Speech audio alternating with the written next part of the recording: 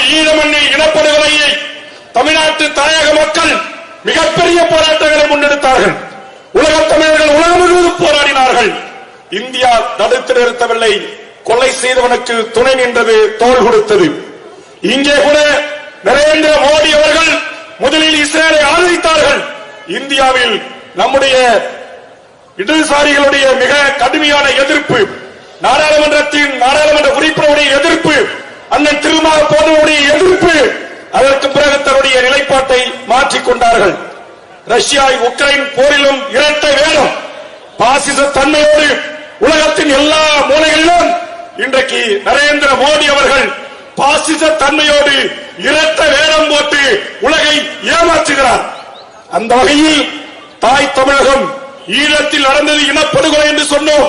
Rohingya முஸ்லிம் பாதிக்கப்பட்ட போது படுகொலை என்று சொன்னோம்.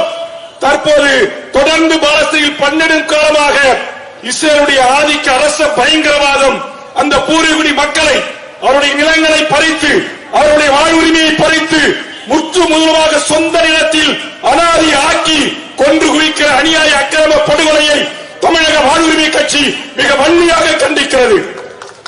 சுதந்திர பாலஸ்தீனம் அமையட்டும் என்பது போல் சுதந்திர தமிழீழம் அமையட்டும், சுதந்திர பாலஸ்தீனம் அமையட்டும்.